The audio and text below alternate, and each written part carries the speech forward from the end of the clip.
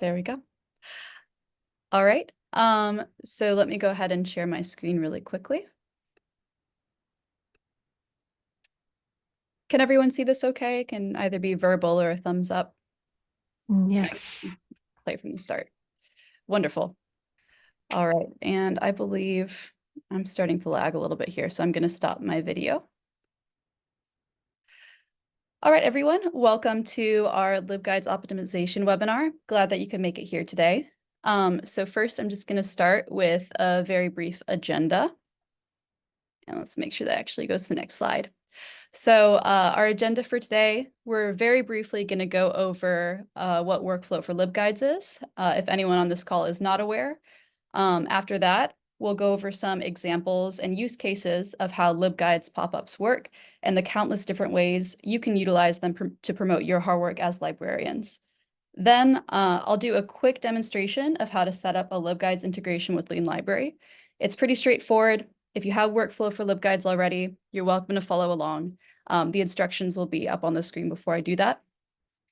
And then finally, if we have time, we'll briefly touch on some other features available to workflow for LibGuide subscribers, including the LibChat integration, FAQs, etc. And then if we don't have time, we will try to leave about 10 minutes at the end for any questions. And if we run out of time from that, then we can continue any conversations later over email or the support desk. So with that said, let's get started. 1, what is workflow for LibGuides?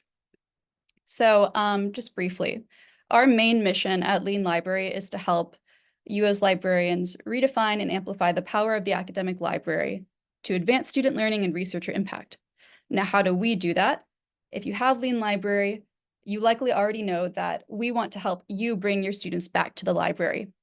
That's why the various pop-ups exist, to tell your students, hey, we're here. And guess what? We can help you find this resource or this item that you're searching at the library. So this in turn promotes your resources at your library, and this is not limited to books, articles, and other publisher media. And that's where workflow for LibGuides comes into play. So we wanted to create a way for librarians' hard work to also be recognized by students. So LibGuides, as a fellow academic librarian myself, I know our resources that we spend a lot of time creating and curating, and it can be pretty disappointing or very frustrating when you've already anticipated the needs of a student for a specific topic, just to see that guide, see low visitation numbers, and be difficult to promote. So workflow for LibGuides allows you to embed your LibGuides on the very page students may need an answer to their question. So, for example, let's say you have created a LibGuide for World War II, but you know a lot of students are visiting the World War II Wikipedia page to find answers. You can embed a LibGuide directly on that World War II Wikipedia page so that those with the extension will see your hard work right next to the content that they're already reading. This is just one of the use cases that we have, and we'll go over more examples in a moment. So this page shows you a few of the other features Workflow for LibGuides has. If you have it already, you're probably familiar with it. But again, we'll get to these later if we have time. So very briefly, before we get to our examples, I want to share Utah State University's story with the Workflow for LibGuides feature. So Utah State have a dedicated team of librarians who update, maintain hundreds of LibGuides for use in their Canvas courses, for instruction, and for troubleshooting guides. So they currently have 493, probably plus at this point, in addition to other supports, other points of support like their niche niche academy tutorials. I cannot say that word today. So basically, this stat right here is only coming from one of their LibGuides, their Google Scholar LibGuide usage. So delivering their LibGuide for Google Scholar on Google Scholar itself, so on that domain name, has increased usage of their Google Scholar LibGuide by 600%. So let's go over some more examples. So our first example will be a continuation of the Utah State example with Google Scholar. So this example here will show you what a research guide can look like directly on Google Scholar. Why is this such a prominent example? We probably all know that university students love Google. It's something they're familiar with, have used for years, and Google Scholar is a continuation of that familiarity for many. However, Google Scholar is not always the most intuitive, and the Lean Library integrations, whether you have Lean Library Access or an upgraded version, may not always be apparent to students. That's why it might be helpful to surface a Google Scholar LibGuide. So for our examples, this one and the 4 that are coming after this are examples of what the pop-up can look like. They are recorded and on this PowerPoint to save a bit of time, but I will show you a live example later. So I'm going to go ahead and press play on this one. And please let me know if you cannot see the recording for some reason. So we go to Google Scholar. We get a pop-up, Google Scholar Search Enhanced. And this is one of the many ways LibGuides can be integrated. You'll see it didn't show up as a pop-up. You see that you have to press the home button here, and then you'll see the Google Scholar LibGuide. When you click on it, it provides some information about how Google Scholar integrates with Lean Library, but this can be anything. This can be a general guide on how to use Google Scholar as well. So there are a couple of examples. A LibGuide can show up as a pop-up at the point of contact with the website, so here. But you actually have configuration options for how in your face you want the pop-up to show. So here you had to click the home button, and then you got more information on how to use Google Scholar. So our next example is related to this website called XE Network. If you aren't familiar with it, XE Network hosts a show about fossil fuels and renewable energy. And sometimes media resources like these require specific registration instructions if your library has bought access rights to them. It's not as simple as using the Lean Library Access pop-up and going straight to authentication. Sometimes these websites require you to go through a different registration process. So in this example, we're showing you another use case, which is adding a set of instructions for how to join the site using university credentials. And this shows up as a PDF. So although we use the LibGuide integration primarily for LibGuides, we actually can show a host of different material using the integration as well. And we'll show you how this works a little bit later. But for now, we'll show it. So we see at the point of contact, we actually see this time a library guide pops up, so you don't have to click the home button. So this one is a little bit more in your face for students. You click on that library guide, and you're taken to this PDF document on how to sign up for this website using university credentials. So on to our next example. Example number 3 is a very specific use case, but every library has specific use cases that others might not. So let's say that you used to subscribe to an EBSCO database, but due to a number of factors, budget, low usage, etc., the library has decided not to subscribe to that database anymore. If you have a guide explaining that the resources is no longer available, you can attach it to this homepage and all subpages of the database you no longer have access to. Of course, you also can set up a message using the assist feature in Lean Library, but this example is actually a great one of how the LibGuide feature can be used in conjunction with other pop-ups as well. So by using a LibGuide here, you can have the assist message pop up first, and then also include a LibGuide explaining more details and potentially pointing students to another database you do have access to that would support their needs. So let's see what that looks like here. So we go to Elsevier. We see the assist message actually pop up first. It says we're still in negotiations, so we get an explanation for why we don't have access to this.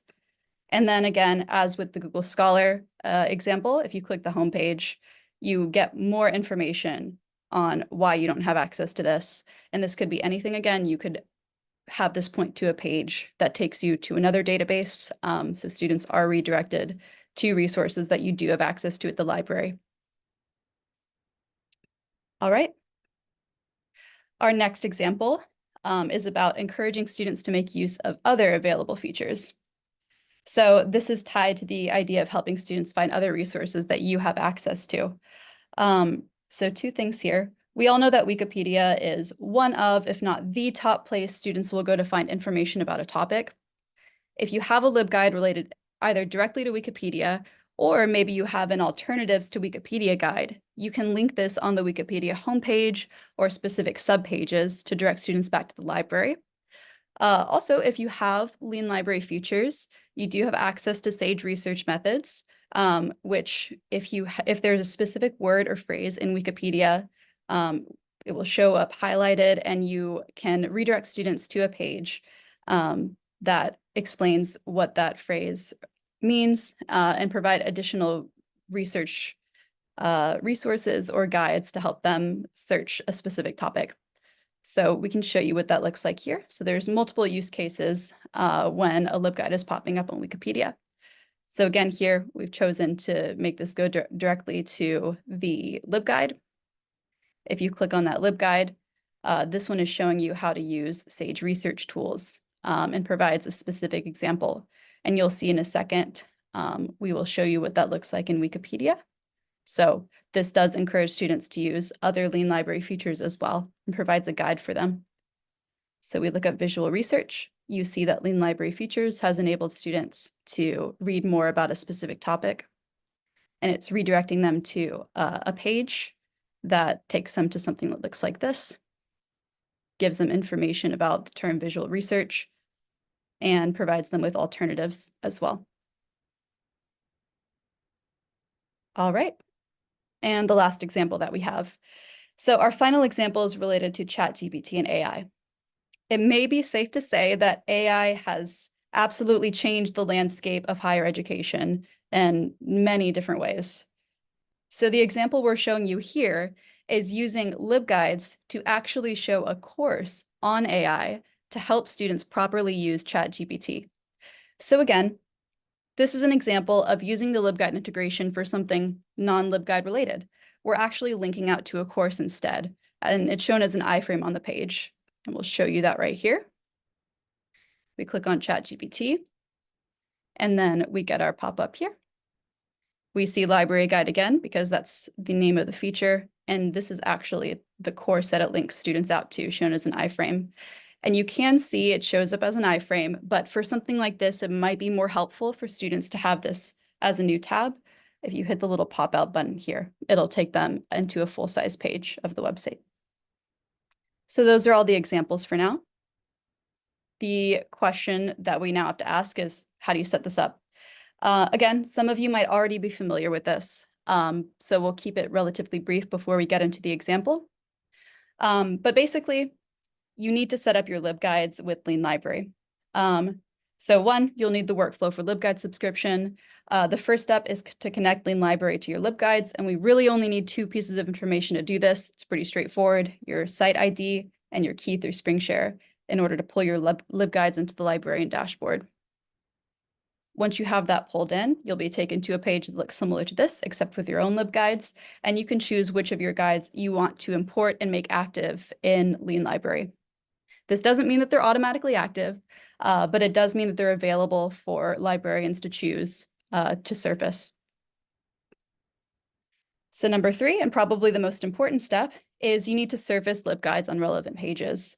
So using the onboarding console in the dashboard, you'll be able to set up resources, which is basically a name and then a domain name for a website, and select which resource or LibGuide you'd like from the drop-down list shown on the right.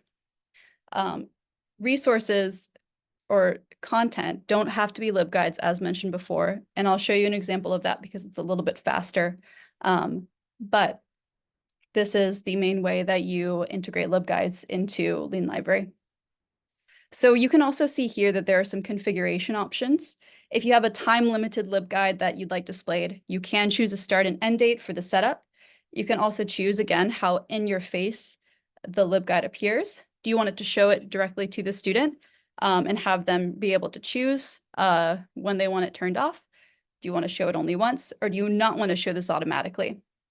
Which means that it won't show up as a pop-up, but you do need to hit available in quick menu, and the LibGuide will be available there, like in the Google Scholar example we showed you at first.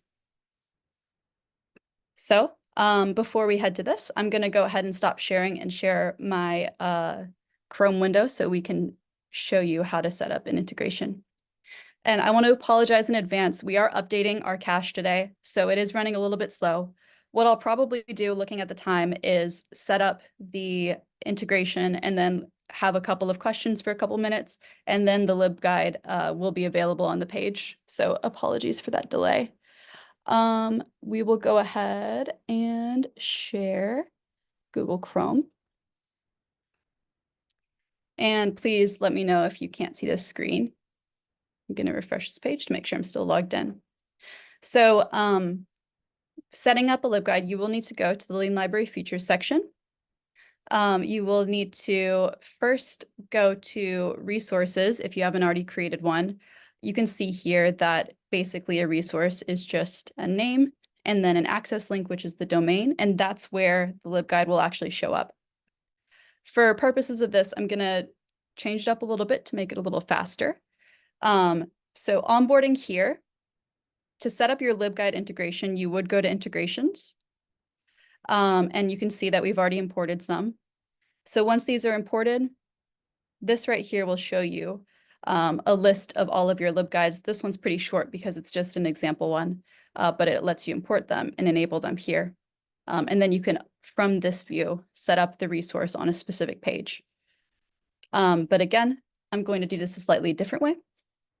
So if you don't want to set up a LibGuide or want to set up a LibGuide, but maybe you haven't imported all of your LibGuides at some point and would like to start on one that just to test it out, you can go to content here. And what I'm going to hit is new onboarding. I'm going to go ahead and add an iframe link, and I'm going to use my lovely colleagues LibGuide at my university that I currently work for. So we're going to go ahead and pull up this wonderful Mexican American literature LibGuide.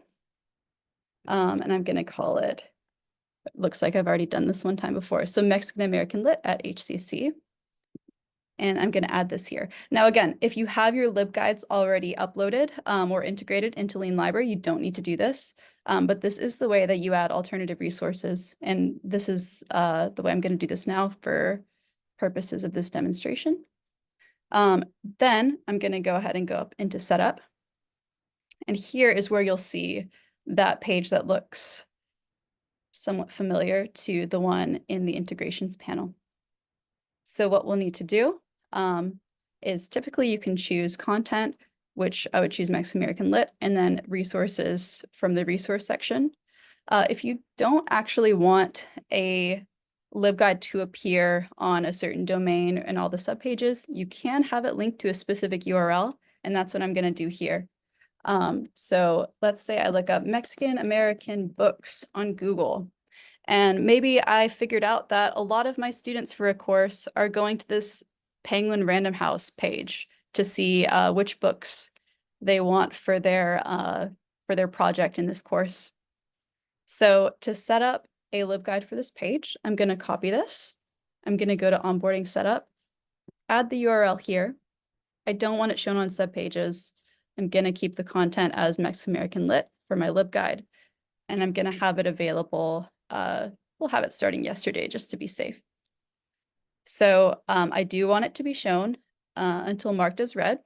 So these are the configuration options, and I do want it shown in the quick menu. The last one is the view. How do you want the pop-up to show up once they click library guide?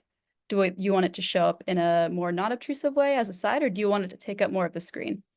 I'm going to keep it less obtrusive for this demonstration, and I'll go ahead and click save. So that'll take a couple of minutes because we're updating our cache right now. So for the meantime, while that updates, I will go ahead and open it up to any questions that you might have, and I'll stop sharing for the meantime. And re-enable my video here. And if there are no questions, that's okay too.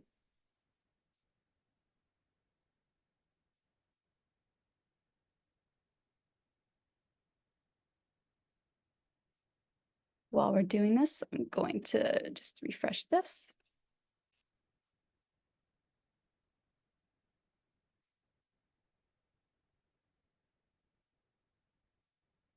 So Maria and Emily, did that all make sense. I know that Emily, you're in the middle of a lot of configuration for Lean Library right now. And I think this is on the list of things to do for you and your staff. Yes, it looks fantastic. We have so many different instances of Spring Share. That anyway, and so thank you for recording this. I will need to share it with a lot of people. And yeah, we'll look at how it will fit into our workflow. Great.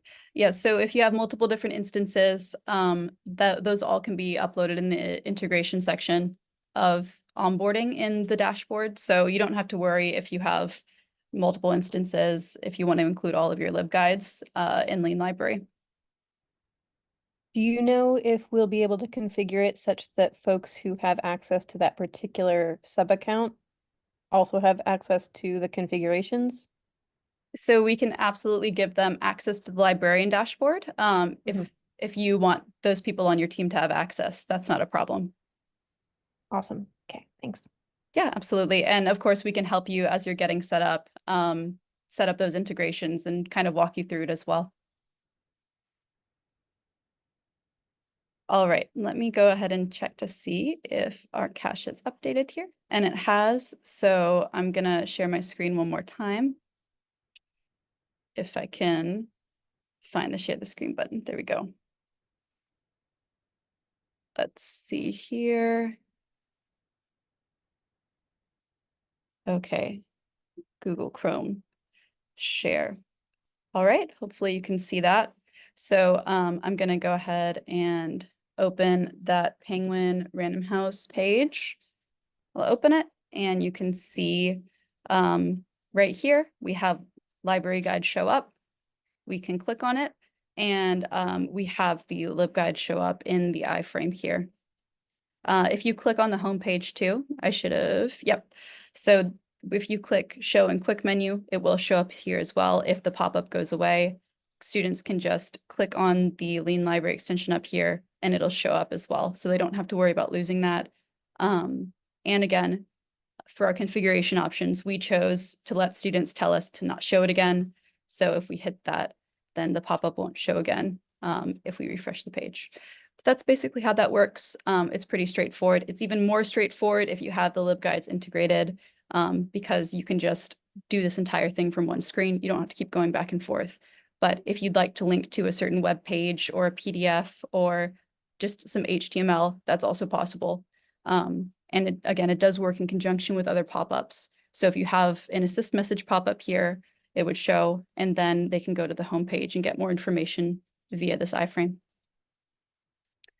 All right, I'll stop sharing here. So we do have a few minutes to go over other features, but again, I want to make sure that everything is clear. We don't have too much time left. So I know we spoke briefly, Emily. Marie, did you have anything that you felt like you didn't understand or was missing? No, thank you. I think you're doing a good job explaining it. Okay, yeah, that's great to hear. So yeah, we don't have much time left, so I'm gonna just go ahead and end this recording right now.